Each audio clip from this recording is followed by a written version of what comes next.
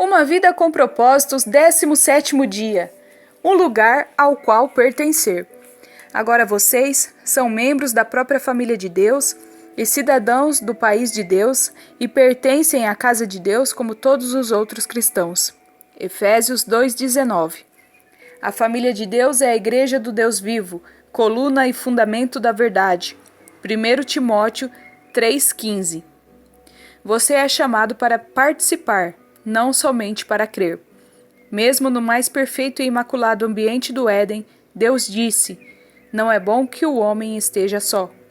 Fomos criados para viver em comunidade, moldados para o companheirismo e formados para uma família, e nenhum de nós pode cumprir os propósitos de Deus sozinho e sem ajuda. A Bíblia não apresenta nenhum santo solitário ou eremita espiritual que vivesse isolado dos outros crentes, privado de companhia. A Bíblia diz que fomos ajuntados, reunidos, juntamente edificados, juntamente tornados membros, juntamente feitos herdeiros, combinados, mantidos juntos e que seremos juntamente arrebatados. Você não está mais por conta própria. Embora seu relacionamento com Cristo seja pessoal, Deus nunca quis que fosse particular. Na família de Deus você está unido a todos os outros crentes e faremos parte uns dos outros por toda a eternidade.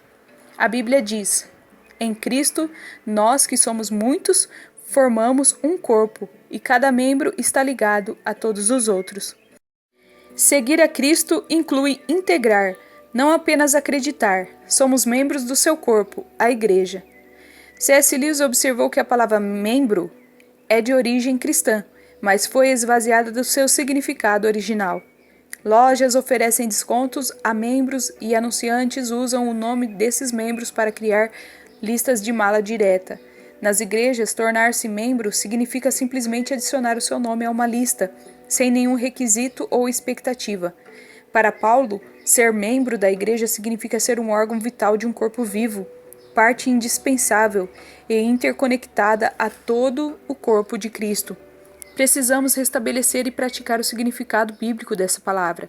A igreja é um corpo, não um edifício, um organismo, não uma organização. Para que os órgãos de seu corpo cumpram seu propósito, eles precisam estar conectados ao corpo. O mesmo ocorre com você, como parte do corpo de Cristo. Você foi criado para uma função específica, mas irá perder esse segundo propósito para a sua vida se não estiver agregado a uma igreja local. Você descobre o seu papel nesta vida pelo relacionamento com os outros. A Bíblia diz: cada parte tem seu sentido no corpo como um todo, e não ao contrário. O corpo de que falamos é o corpo de Cristo, formado pelos escolhidos. Cada um de nós acha o seu significado e função como membro desse corpo, mas como um dedo amputado ou um dedão arrancado, não somos grande coisa, não é mesmo? Se um órgão é de alguma forma desligado do corpo, ele murcha e morre. Ele não pode existir por si mesmo, nem você. Desligado e arrancado do sangue vital da igreja local, sua vida espiritual fenece e acaba por deixar de existir. É por isso que o primeiro sintoma de declínio espiritual é normalmente o comparecimento irregular aos cultos e a outras reuniões. Sempre que nos tornamos descuidados com a igreja, todo o resto também começa a desmoronar. Ser membro da família de Deus não é irrelevante, nem é algo a ser despreocupadamente desconsiderado. A igreja é o plano de Deus para o mundo. Jesus disse: edificarei a minha igreja, e as portas do inferno não prevalecerão contra ela. A igreja é indestrutível e existirá eternamente. Ela sobreviverá ao universo, assim como a função nele. A pessoa que diz: eu não preciso da igreja, é tanto arrogante quanto ignorante. A igreja é tão importante que Jesus morreu na cruz por ela. Cristo amou a igreja e entregou-se por ela. A Bíblia chama a igreja de a noiva de Cristo e de corpo de Cristo. Eu não posso imaginar alguém dizer para Jesus: eu te amo, mas não gosto da tua esposa. Ou, eu te aceito, mas eu rejeito o teu corpo. Mas é isso que fazemos quando desprezamos ou depreciamos a igreja ou reclamamos dela. Em vez disso, Deus nos manda amar a igreja tanto quanto Jesus a amou. A Bíblia diz: amem a sua família espiritual. Lamentavelmente, muitos cristãos usam a igreja, mas não a amam. Sua comunidade local. Salvo em poucas e importantes exceções, como quando alude a todos os crentes ao longo da história, quase todas as vezes que a palavra igreja é utilizada na Bíblia, ela se refere a uma congregação visível e local. O Novo Testamento parte do princípio de que o membro pertence à congregação local. Os únicos cristãos que não pertenciam a grupos locais eram aqueles sob a disciplina da igreja, os quais eram removidos de entre a irmandade por causa de pecados públicos flagrantes. A Bíblia diz que o cristão sem igreja local é como o órgão sem o corpo, a ovelha sem o rebanho ou a criança sem a família. É uma situação anormal. A Bíblia diz: e pertencem à casa de Deus como todos os outros cristãos. Os valores de hoje, que advogam a independência e o individualismo, criaram muitos órfãos espirituais. O crente coelho, que fica saltando de uma igreja para outra, sem filiação, responsabilidade ou compromisso. Muitos creem que é possível ser um bom cristão sem estar unido, ou mesmo sem frequentar uma igreja local, mas Deus discordaria veemente. A Bíblia oferece muitas razões irrefutáveis para sermos ativos e comprometidos em uma comunidade local. Por que você precisa da família eclesiástica? A família eclesiástica o identifica como crente autêntico. Não posso afirmar que sou um seguidor de Cristo se eu não sou comprometido com um grupo específico de discípulos. Jesus disse: o amor de vocês uns pelos outros irá provar ao mundo que vocês são meus discípulos. Quando em amor, reunimos-nos como uma família na igreja com diferentes formações, raças e status social. Levamos ao mundo um poderoso testemunho. Você não é o corpo de Cristo isoladamente. Você precisa de outras pessoas para expressar essa condição. Juntos e não separados, somos o seu corpo. A família eclesiástica o retira do isolamento egoísta. A igreja local é a sala de aula onde você aprenderá a se relacionar com outra família de Deus. É o laboratório para a prática do altruísmo e do amor compassivo. Como membro ativo, você aprende a se interessar pelos outros e partilhar suas experiências. Se uma parte do corpo sofre, as demais partes sofrem com ela. Ou, se uma parte é honrada, as demais compartilham de sua honra. Somente pelo contato regular com crentes comuns e imperfeitos podemos aprender o verdadeiro companheirismo e experimentar a verdade do Novo Testamento, ser unidos e dependentes uns dos outros. O companheirismo bíblico compreende sermos tão comprometidos uns com os outros quanto o somos com Jesus Cristo. Deus espera que entreguemos nossa vida uns pelos outros. Muitos cristãos que conhecem João 3,16 são alheios a 1 João 3,16. Jesus Cristo deu a sua vida por nós e devemos dar a nossa vida por nossos irmãos. Esse é o tipo de amor sacrificial que Deus espera que você demonstre aos outros crentes, uma disposição para amá-los da mesma forma que Jesus o amou. Fazer parte da igreja ajuda a desenvolver músculos espirituais. Você jamais chegará à maturidade apenas comparecendo aos cultos de adoração como espectador passivo. Somente a plena participação nas atividades da igreja local desenvolve músculos espirituais. A Bíblia diz: à medida que cada parte realiza o seu trabalho, ela coopera para o crescimento das outras partes, para que todo o corpo esteja saudável, crescendo e cheio de amor. As expressões uns com os outros e entre si são usadas mais de 50 vezes no Novo Testamento. Somos ordenados a amar uns aos outros, a orar uns pelos outros, a incentivar uns aos outros e a admoestar uns aos outros, a saudar uns aos outros, a servir uns aos outros, a ensinar uns aos outros, a aceitar uns aos outros, a honrar uns aos outros, a carregar os fardos uns dos outros, a perdoar uns aos outros, a nos submeter uns aos outros, a ser dedicados uns aos outros, além de muitas outras obrigações mútuas. Isso é ser um membro, do ponto de vista bíblico. Essas são as suas responsabilidades familiares, que Deus espera que você cumpra na comunidade local, com quem você vem agindo dessa forma. Pode parecer mais fácil ser santo quando não há mais ninguém por perto para frustrar suas preferências, mas essa é uma santidade falsa. O isolamento produz a falácia.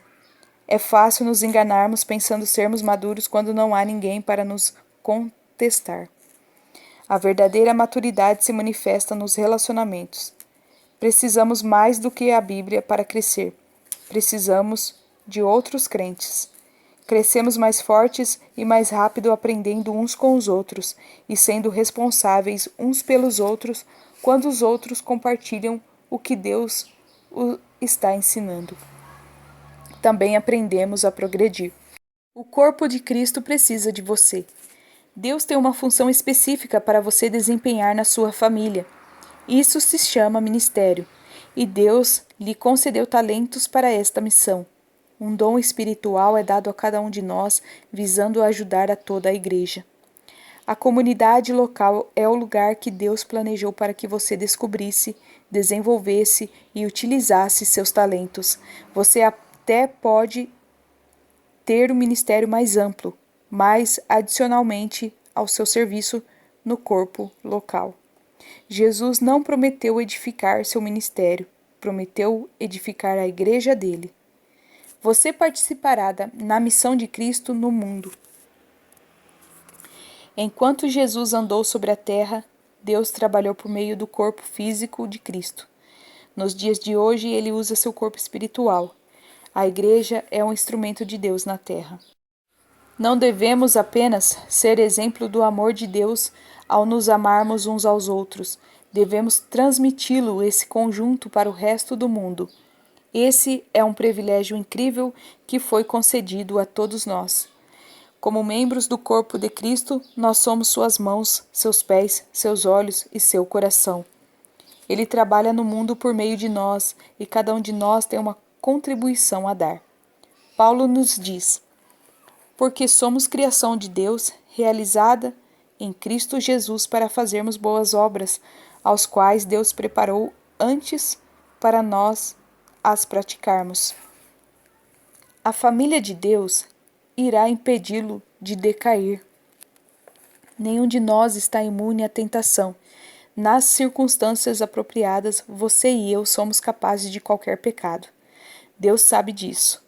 Então, nos atribuiu individualmente a responsabilidade de mantermos uns aos outros no caminho certo.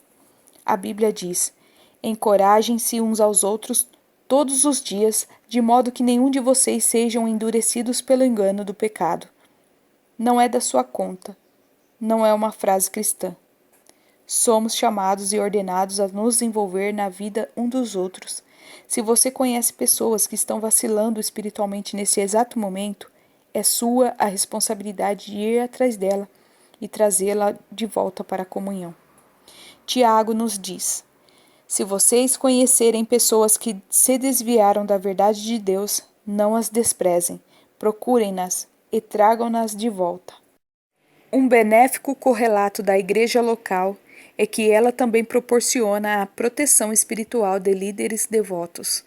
Deus dá aos pastores a responsabilidade de guardar, proteger, defender e cuidar do bem-estar espiritual de seus fiéis. Foi-nos ditos: a responsabilidade deles é zelar por suas almas, e eles sabem de que devem prestar contas disso a Deus. Satanás adora crentes afastados, desligados da vida do corpo de Cristo, isolados da família de Deus e incompreensíveis para os líderes espirituais, porque ele sabe que eles estão indefesos e impotentes contra suas estratégias. Está tudo na igreja. Em meu livro Uma Igreja com Propósitos, explico como ser parte de uma igreja saudável é essencial para levar uma vida saudável. Espero que você também leia este livro. pois ajudará a compreender como Deus planejou sua igreja especificamente para auxiliá-lo a cumprir os 5 propósitos que ele tem para sua vida. Ele criou a igreja para satisfazer suas 5 necessidades mais cruciais: um propósito para qual viver, pessoas com quem viver, princípios pelos quais viver, uma profissão para se sustentar e força para seguir vivendo. Não há nenhum outro lugar na Terra em que você possa achar esses 5 benefícios em um só lugar. O propósito de Deus para a sua igreja são idênticos aos 5 propósitos que ele tem para você. A adoração o ajuda a se concentrar em Deus. A comunidade ajuda-o a enfrentar os problemas da vida. O discipulado ajuda-o a fortificar sua fé. O ministério ajuda a descobrir seus talentos e o evangelismo ajuda a cumprir sua missão nesta terra. Não há nada como a igreja. Sua escolha. Sempre que uma criança nasce, torna-se automaticamente parte da família universal dos seres humanos. Mas essa criança também se torna membro de uma família específica onde será nutrida, cuidada e crescerá forte e saudável. O mesmo ocorre do ponto de vista espiritual. Quando você nasce de novo, torna-se automaticamente parte da família universal de Deus, mas também precisa se tornar membro de uma versão local da família de Deus. A diferença entre visitar a igreja e ser um membro da igreja está no comprometimento. Visitantes são espectadores que ficam à parte. Membros se envolvem no ministério. Visitantes consomem. Membros contribuem. Visitantes querem os benefícios que a igreja traz sem participar das responsabilidades. São como casais que querem viver juntos sem se casar. Por que é importante se juntar a uma igreja local?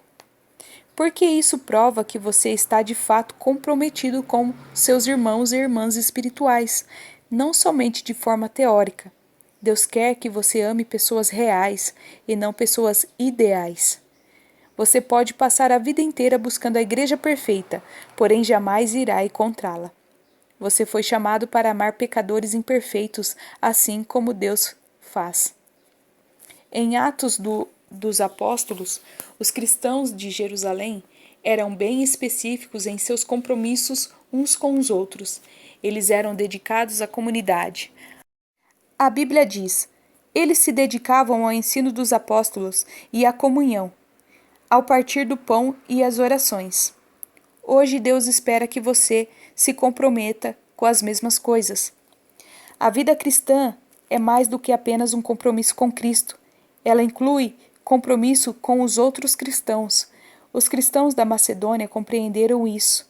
Paulo disse: primeiro, eles deram a si mesmos ao Senhor e depois, pela vontade de Deus, eles se deram a nós também. Tornando-se membro de uma igreja local é o passo que vem naturalmente a seguir. Uma vez que você tenha se tornado filho de Deus, você se torna cristão ao se comprometer com Cristo, mas se torna membro de uma igreja ao se comprometer com um grupo específico de crentes. A primeira decisão traz a salvação, a segunda traz a comunhão. Pensando sobre meu propósito, um tema para reflexão. Sou chamado para participar, não para apenas crer. Um versículo para memorizar. Assim também em Cristo, nós que somos muitos, formamos um corpo, e cada membro está ligado a todos os outros. Romanos 12, 5. Uma pergunta para meditar. Meu nível de envolvimento em minha igreja local demonstra que amo e estou comprometido com a família de Deus?